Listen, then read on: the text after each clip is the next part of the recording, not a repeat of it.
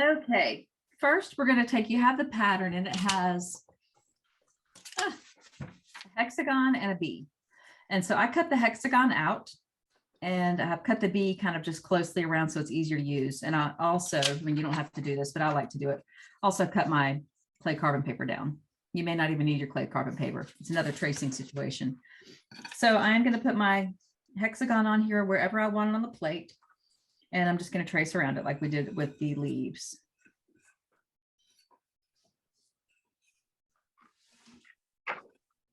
Okay. All right.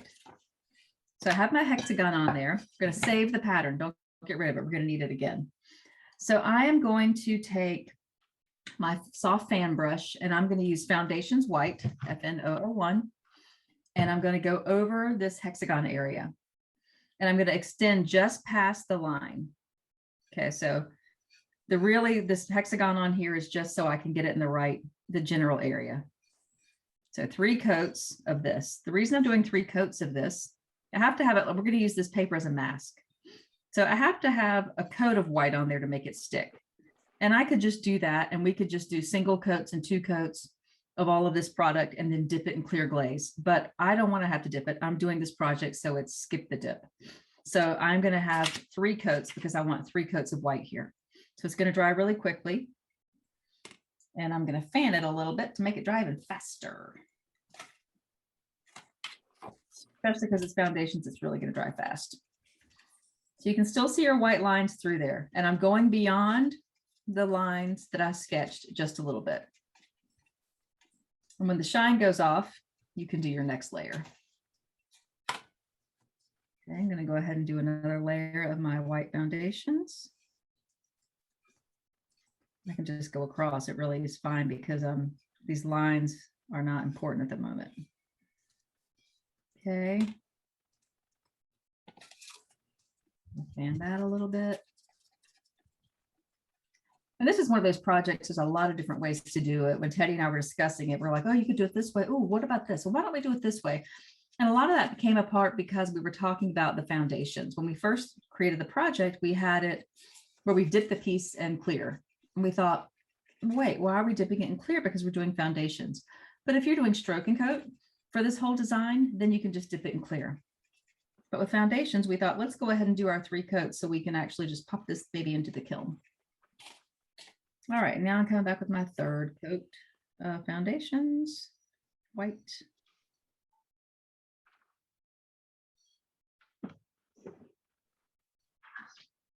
Okay.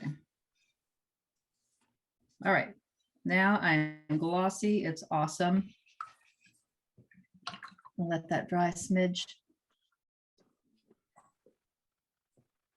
And I actually have a towel on my, you can't even see. I'm like wiping this towel on my lap. It looks like I'm rubbing my hands, my paintbrush on my lap, which, you know, I've been known to do. All right, I'll let that dry a little bit. I'm getting hot. It was cold a minute ago, now I'm getting hot.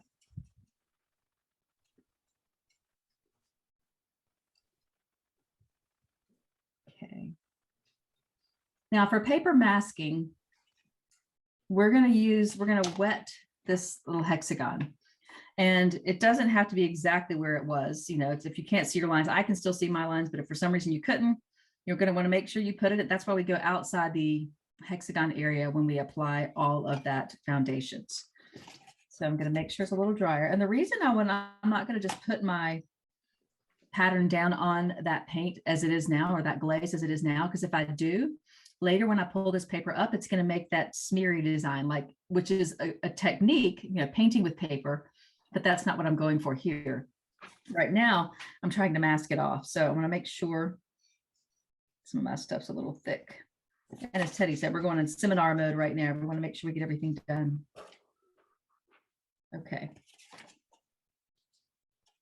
So instead of just putting it on that wet glaze, sometimes I just dip it in the water, but I'm just going to take a brush and just kind of wet my paper and mask. So many of you have probably done this before.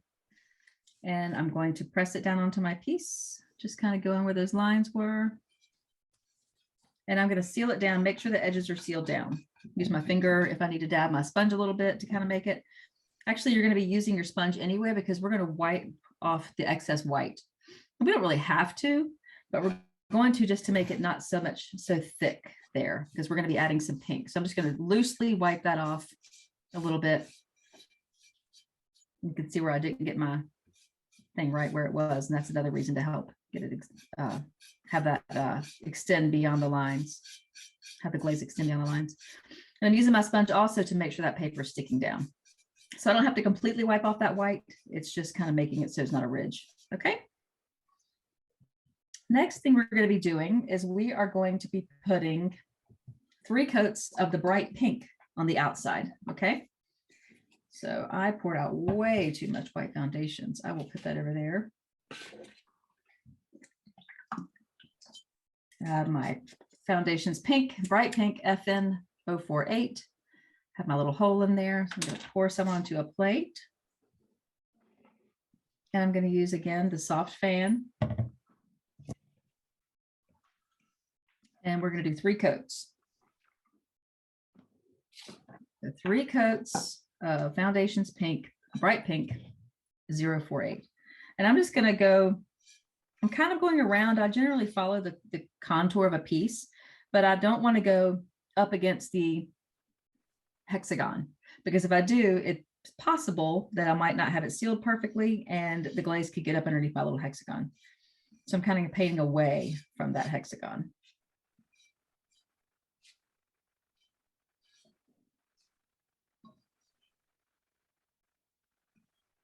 Kind of starting in the middle of the plate instead of the outside and going around. And then we're going to have nice solid coverage because we're doing 3 coats. You don't need to paint on the paper. I mean, if you get the edge of your brush on there, but no need to paint across the paper, because then you're just wasting your paint, because you don't need that. So we're going to do 3 coats of that. And of course, the first coat always dries really quickly.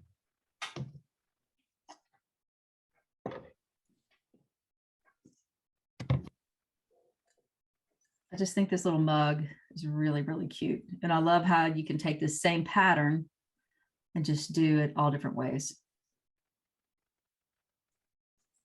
Put it halfway on the mug, all the way on the mug.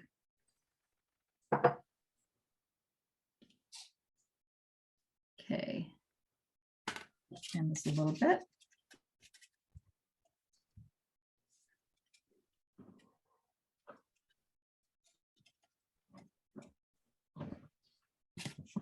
All right, I'm going to go ahead and do my second coat.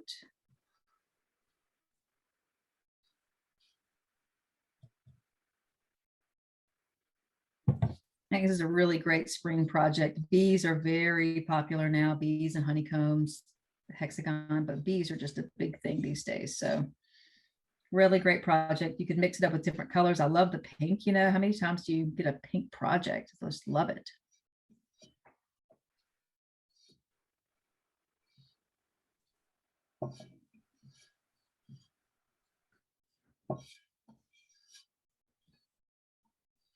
All right.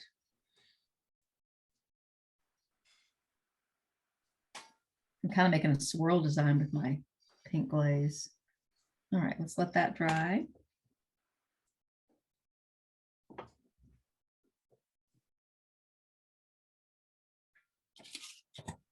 Need some drying music, I think. Yeah.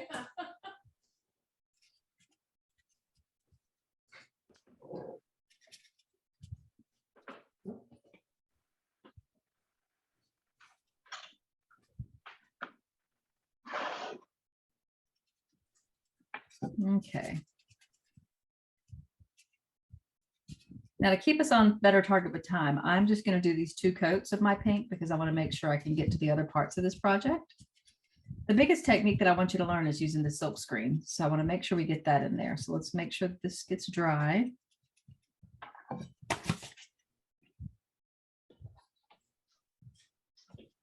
It's one of those times when Martha stewarding the project is a really great idea. Okay. Mine won't take very long after we get to it. Good deal. We're down to the important part. Thanks. So if you have ever done paper masking before, You know, like we actually did some tape earlier. You don't want to leave that paper on there too long because you don't want when you pull it up to make a, start making the glaze. I'm trying to talk with my hands and I can't get the words out. You don't want that glaze to be all dry and start flaking up. So there's two different options for this project. I'm going to tell you what we're going to do, and then I'll tell you the other option. We are going to be taking our silk screen and putting it over the whole piece and silk screening over this entire area. We're going to you don't really have to silk screen over this part, the hexagon paper part, because it is masked out and we don't need to worry about decorating that part. The other thing you could do though, is you could go ahead and pull this pattern up now and silk screen over it and just avoid the center. And actually, if you silk screen over the center, it doesn't matter because it's white on white. It'll actually kind of give you that jacquard look, a little fun texture look. So, we can do that. Y'all want to try that? Silk screen over, we'll just pick this little guy up. We'll just go for it that way. We'll remove it before the pink is all the way dry. We have our nice little design. And you can see how I got a little bit of pink under there. So I'm going to take my brush and just wipe it off. And we're going to be adding some other little decorations here. So I'm not going to worry about that so much. I'll show you the sample again. So you can see how we have this little guy in the middle and how we have his little marks going around. And it's harder to see on the screen, but you can see the silk screen a little bit now. It's much easier to see in person than on this screen. So it's really, really pretty. And actually, even on the mug, this one was when it was silk screened, it did go over the white a little bit, which I think is really pretty. It gives some nice texture to it. So we're going to do it that way this time. All right. If you have not done silk screening before, I want to make sure that you understand how we mix it up. I always have, excuse me, a bin or a bowl of water, because after I have used my silk screen, I want to make sure that the mixture that I'm using does not stay in the silk screen. But instead of having to run to the sink and rinse it out, I'm just going to drop my silk screen down into this bin of water that I have. I have a big shoebox size for this silk screen because it's so big. And I'm just going to place it in there and just let it soak. And really, by the time we're done with this and I'm done cleaning up, I'll be able to go in there and most of the silk screen medium mixture is going to just fall right out. I do that especially with small silk screens when I just leave them in a bowl of water and I'm like, oh, it's clean. Barely have to clean them. If you do need to clean them off, use a sponge. Don't use a like a sharp tool of any kind. Use your hands, but a sponge like this works really well because it gets any excess of that medium off of there. Other little tools like a metal rib or something like that can scratch it. Something like this is great. A little plastic rib, a little squeegee is really great because it's soft for screening, but for cleaning off, this is the best option. If you are using a stamp, you can either leave your paper on there or you can stamp around it. So say I left that on there, I could do my stamping all over and I would use the stamp. If you have a stamp, you would take it and leave it flat. And I like to use a sponge with a flat edge, like a sponge on a stick. And you're going to dip it into your cottontail, your SD16, dab it on your stamp or your mat, and then press it wherever you want it. Now, the thing I love about stamps is that it does not have to be like, our stamps are nice long strips or we have the big mats. You can just take portions of it and put it on there. You don't have to put the whole thing. And plus being a curved plate with our stamps, they don't have a back on them. So they're very flexible. You can put them wherever. And because we're using white, just like with the silk screen, you can let that just go all over the white if you want to. It'll make a nice texture. Really love that look. Move that out of the way. So I like to have silkscreen medium already mixed up. I actually do some mugs for our local farmers market and I silkscreen their logo. And so I have silkscreen medium already mixed up and ready to go. So I mix some up and that's black. And I think it's really great to mix up a lot of different colors because so often we feel like we can only silkscreen with black. But having different colors ready for your customers so you don't have to stop in the middle of the day and go silkscreen just is really, really helpful. So this is my white silkscreen, but I will show you how to mix up the silkscreen medium. We're going to take some cottontail, SC16. And I'm just going to do a little bit because I already have some mixed up. And silkscreen medium is AC310. Oh, I can't tilt it over because it's the lid off. Here we go. AC 310. This jar will last a long time. And I'm going to use a palette knife. Sometimes I'll use 2 palette knives just so I can scrape the mixture off of this one. And you think about it like salting food. You just want to put a little bit at a time and not really stir it, but you're kind of pressing it down. As my mom would say, mash on it. And you're going to mix it up. So if you need more, it's easy to add more. Sometimes I'll just stick my palette knife right there and grab some more instead of sprinkling it, because you don't want to shake the whole jar over in case you drop it or spill it. You have tons of silkscreen medium sitting there. If it is too thick, you can always add more color. If it's too thin, you add more silkscreen medium. We're kind of going for the consistency of peanut butter is generally what we say. I've heard people say brownie batter also. And you're pressing it down. That's really what's getting it mixed in there. So when I talked about 2 palette knives, see how it's getting stuck on my palette knife? I'll just scrape that off. And it gets back in there. And that way you get that mixed up better. Okay. That's how we're going to do it. And when I was talking about having it pre-mixed, we will put it like in a little airtight jar. Like if we've been at the office at Mayco and we're working on stuff, we might just cover it with some plastic wrap. So that's a way to preserve it, that you can have it left over. So this is a pretty good sized little container I have here. I'm actually just going to scoop some out onto my plate. And it's a little thick, so I'm going to add a little bit more cottontail, just a smidge. It's important to do a little bit at the time of anything when you're mixing this stuff up. Krista, you don't add water? No, no water. Just glaze and the silkscreen medium. And the silkscreen medium basically is the glaze up, so it doesn't just, so if you just did the glaze with the silkscreens, it would just go pouring through the holes. You know, it would bleed and it wouldn't be nice and smooth and even and pretty and catch all those gorgeous details of these silkscreens. So then this is getting to a better consistency for me. Okay. So what I'm going to do now, I'm going to place my silkscreen shiny side down. And one side is shiny and smooth and one is more textured. Now, if you did it upside down the other way, it's okay. You're just going to get more color coming through. It's a question. Do you use silkscreen medium with stamp? No, you do not. With the stamp, you just use a sponge daughter or a flat edge of a sponge to apply the glaze, or a roller to get the glaze on top of the stamp, because you don't want it to get into the little crevices. Okay. Now, normally when you're doing a silk screen, you would use something like your finger. You can use a squeegee. For a larger area like this, I really like using a rubber squeegee. So we grab some of this silk screen medium, and I'm just going to hold my piece down here, and I'm going to start in the middle and go out. And this is such a big screen, it kind of can pop up a little bit. So just going slowly, I think, really helps.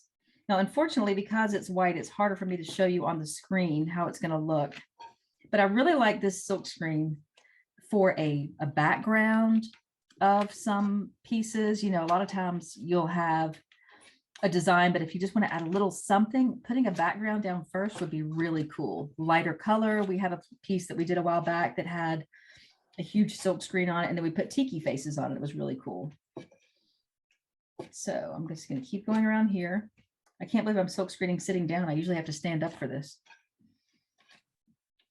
And I don't want to pick it up until I know that I'm done. So you can see how using a squeegee is much easier for a large piece like this, a large silk screen. I'm just going to go in and out. I'm trying to go all the way out every time I do that, because it does tend to pop up. The smaller silk screens tend to, they'll kind of stay flat on the piece when you're doing them. So it just takes a little practice. When I first started silk screening, I was like, I can't get it to do right. But I got it figured out. I'm going to turn this a little bit. There we go. And you can see, I can see where the white is there. So I'm not even going over the white. But if I do, it doesn't matter. So you have that option. You can do it like this. Pull that paper up now. Or you can screen over the whole thing, then pull the paper up. Depends on what color you're going to do. So you're going to do a darker color, then I would totally leave the paper down. Silk screen, then pull the paper up. Good to have that knowledge. So see, this is really not taking that much mixture. You feel like, oh, this thing is humongous. It's going to take so much silk screen, but it doesn't. So before I pick it all the way up, I'm going to lift up a little bit. And I know you might not be able to see it as well because of the screen, but I can see that my image is transferred. I'm going to pick up every corner while holding it in place. Yes, I am happy with that. So I'm going to take this, stick it in my big shoebox full of water. Make sure it gets down in there, and I'll clean that baby later. That looks good. Thanks. So my little squeegee, I'm just going to drop that in the water too, because it has that silkscreen medium on it. Probably scrape off the excess. And I actually always just put my palette knife in the water too, because that makes it easier to clean off. All right.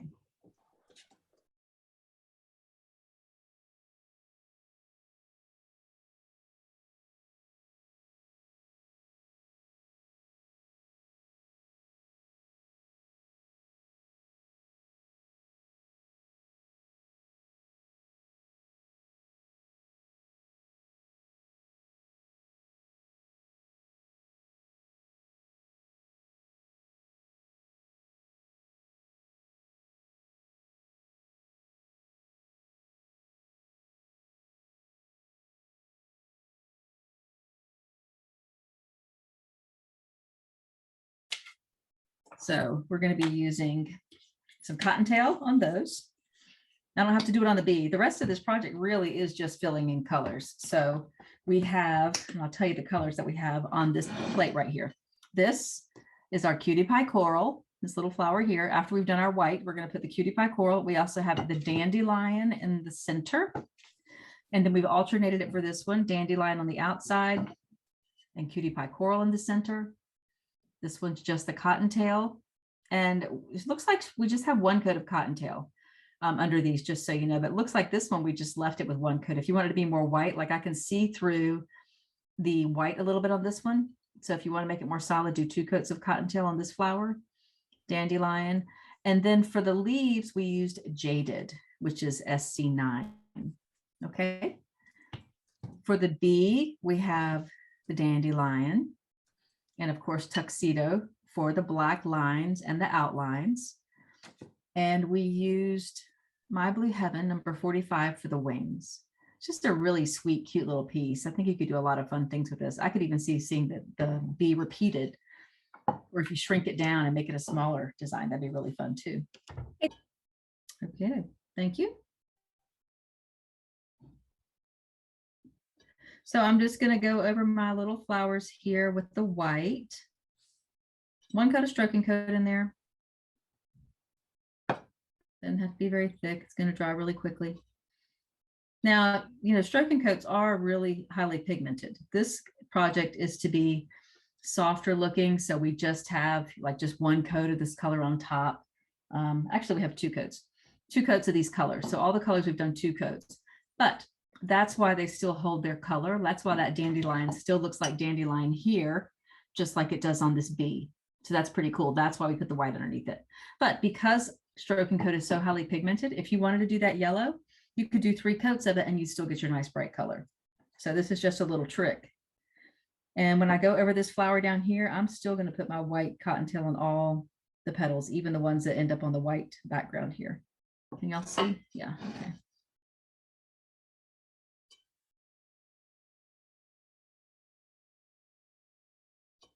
And this is just the hardest part of this project is silk screening, I guess, which was really easy. And, you know, we have done silk screening projects like you can use the same silk screen several times. You don't have to wash it out every time, particularly if you're not trying to get it in an exact location. So say you wanted to put those mushrooms or some other design all over the back of this, you could screen a mushroom here, then put it here, and then keep going and going and going.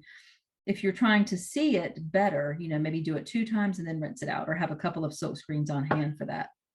It's just another fun way to do it. I love the paper masking. We actually also have a mat that is one of our mats, which is a larger version of our stamps. That is a hexagon or a honeycomb, so which is like a hexagon. And so that would be a really fun stamp or something to put on the back of this mat, I should say, not stamp. Carissa, how many coats of the 16, which is white, is on the F? Sorry, how many coats of 16 on the foundations 48? 2 or 3? I'm just doing 1 coat of the cottontail on all these little flowers and leaves on the border. Oh, I see. Okay. Yeah, and then we're gonna paint our colors over that, our dandelion, our cutie pie coral, and our jaded. And that's I just to see. help, yeah, make that color pure on top of that pink color. Now, you don't Krista? have to, Just kind of block out the pink so that when you put the yellow over it, it's vibrant yellow. exactly. Okay. And we're just doing like 2 coats of that yellow, but you can see on the plate, this yellow here looks the same as this yellow here. That's because we put the white behind it. But if we did Okay. 3 coats of our dandelion, it would show up nicely on top of that with 3 coats. Chris, All right, so you see my white, and it's really kind of, it's that 1 coat of white, so it's kind of brush strokey, but it's going to be great with these other colors. So I did not trace any of my little body for my bee. I could have, I just didn't think about it. I was so focused on doing the outside of it. So I'm going to go in here and just kind of make some little marks to give myself an idea of where I want these things, my little stripes. And then I have that down there. Like When that I little get to, curly Q stinger. I think that's cute. isn't that really cute? When we get to the part where we're going to do the cheeks, and I'm going to go ahead and do my cheeks so I can show you, since we're getting shorter on time and people have to scoot. We're using cutie pie coral for that. Thanks, I'm Jan. going to take my sponge, and I'm going to, I don't want it to be a wet sponge at all. So this one has a little bit of water, so I'm going to squeeze it out really well. And I'm going to dab it. Let me find the dry spot. Here's a dry spot. Dab it in there, and I'm just going to dab it several times because I want just a barely tiny bit on there. And I'm going to do little tiny cheeks. And if you have a smaller sponge, it'll make it even smaller. But that's how I did my cheeks. Mine are a little softer than this one. So make it into a tiny little point, you can make your cheeks for your bee. That's how we did that.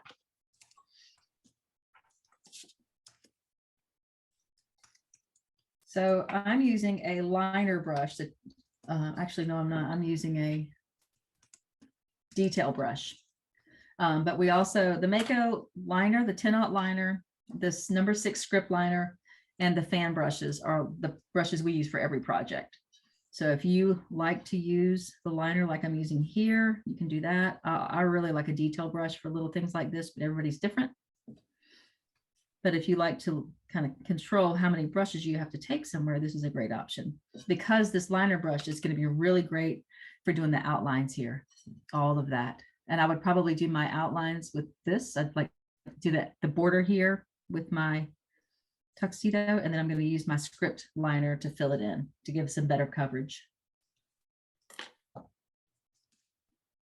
Anybody have any questions? It's a pretty cute little project. Love it for springtime. You could put a funny little bunny in it for Easter, cute little bunny. Oh, that'd be cute. Wouldn't that be cute? And I'm going to do all my yellow at the same time, just like we talked about in that flower pot project. Just go around, do all your yellow, then come back. And then do your next color. Then you start all over again. And I know y'all know this stuff, but sometimes it's nice to have a reminder. Remember, oh yeah, I remember I used to teach people that way. Yeah. With the bee, oh, you know what I did? I did my bee's cheeks before I painted him yellow, but that's okay. I'm going to paint my whole bee yellow while we're thinking about it here. And if I go over my cheeks, oh well, we'll fix it.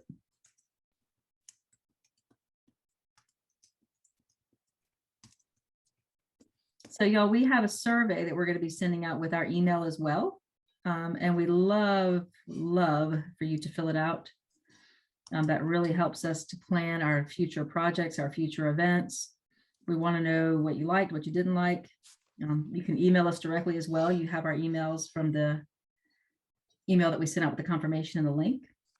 And you can reach us on social media too, Mayco PYOP.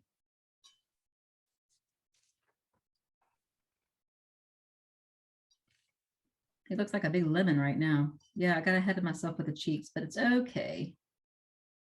It'll be extra rosy.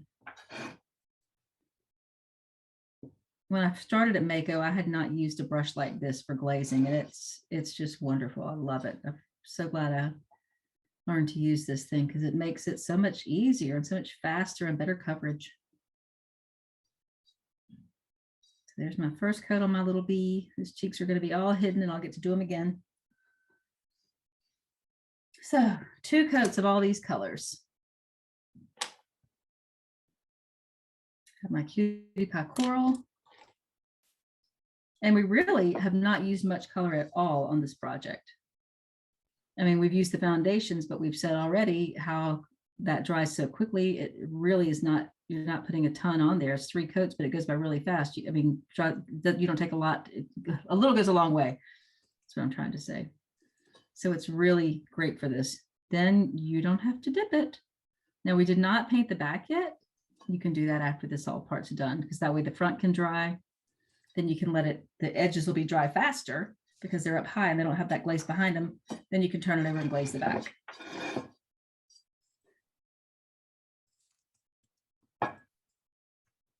So I really think this would be such a cute set. I'm all about having people do little sets or have a family come in.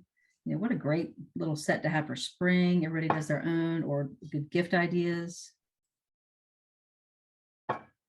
One for every season. I mean, even you could do this with the different colors. You could do blues and greens. And then do a little snowman in there. The little swirls would be really cute because it'd be like snow swirling in the sky. Now, if you ask me to think of all these ideas just on a random day, I can't do it. It always comes out when I'm like teaching an event or sitting here glazing. I think it's because I'm relaxed, you know? All right, gonna go back in here with my leaves. And I like the jaded for the leaves. It's kind of a different choice. You know, we're usually doing the green apple, sour apple, green thumb. You know, but this is kind of different, but it goes with these really soft, pretty colors. Oh, I just painted my flower. There we go. Fix that.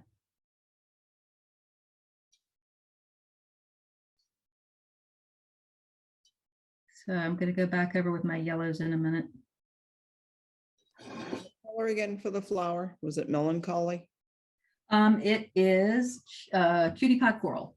Keep that cool. Yeah, we used melancholy on the flower pot. Okay, right. Thank you. Mm-hmm. All right, I'm going to go with my white on this flower down here again because I want it to be a little bit more bold.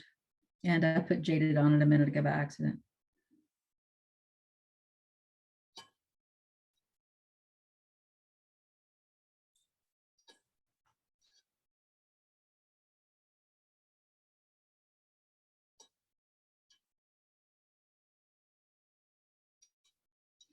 Now, I really could have done white all over this. I think I actually did do white all over this whole flower here and then put my yellow dot on top, just solid it on there, but going around, it's nice too.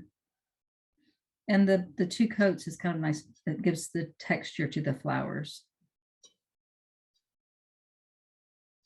Okay. And do some more dandelion. Now I'm going to make this flower, this little center a little bigger so it extends to the petals. Kind of blending it in a little bit. Same thing with this one.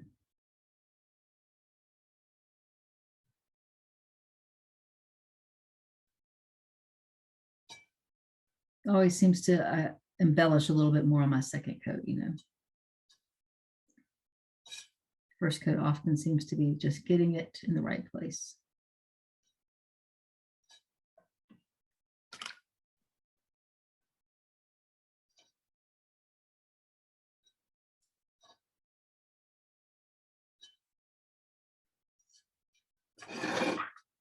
You can actually still see the cheeks a little bit through that bee.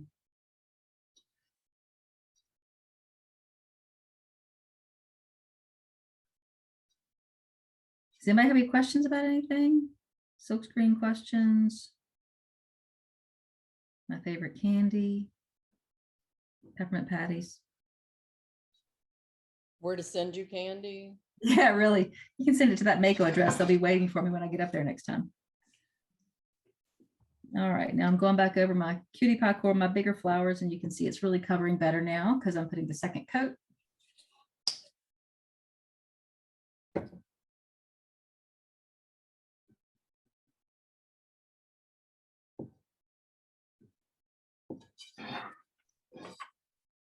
So I really love being on Zoom and in the shop because I can put some different energy into the shop while I'm here, like a different thought process, and leave my mess and come back to it. Mhm. But I really miss having you guys just pass the paint past me and squeezing it out and me not having to find it. And I do miss the candy. Yeah, there definitely is a difference. I mean, it's great that we can get together like this and still do things, but there's nothing like being in person, is there? No, squeezing through the chairs in a big room. See what people are doing. All right.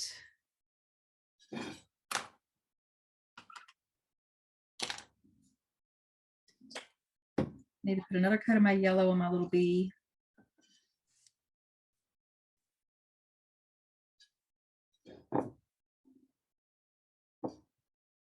I hope y'all, well, I'm just about to tell myself my stomach's growling. So I don't know if y'all can hear it or not. All right, 2 coats on my bee. Happy little guy. It's beautiful. Thank you. Beautiful. Uh-huh. Could it be any cuter? Oops, that's the wrong color. My Blue Heaven, that's what I need. Okay, his wings are My Blue Heaven, which is SC45. I love that color. It's a really nice one. That would be good on that flower pot too, because it would show up so nicely on the white. Yeah. Now you'll Especially with that see gray. that this My Blue Heaven is kind of blending in with the white, the foundation's white, because that foundation's white has a little bit of a tint to it that helps you be able to see it when you're glazing, when you're painting. So, plus mine's a little bit wet, still a little bit damp, so but it'll definitely get brighter like this one when it's fired. And I actually could be using my script liner. I still have my little detail liner in my hand. But whatever you're comfortable with, and you know your customers are going to do that too. But as long as they're making nice long brush strokes, I think that's a really important thing to teach them.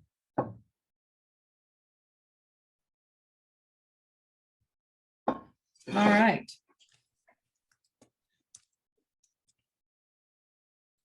Okay, so to finish this project up, our next steps are I'm going to be doing another coat of my Blue Heaven on my little wings. I'm going to add some details with tuxedo. Going to be outlining the bee, filling in his little stripes, doing his little wings, adding some little movement here on the outside wings.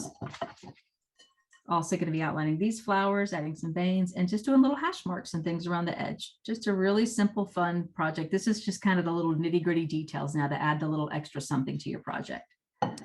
So I will put the smaller piece up here again, along with the mug, so you can see everything. And that's the pink bee project. So you just keep on going, keep on trucking and finish these up. And please do share them on our social media. We'd love to see what you guys are on our Facebook group. I mean, especially our Facebook group, so we can see what you learned and what you created and how different yours are. If you guys want to show us what you're doing, we'd love to see that. I'll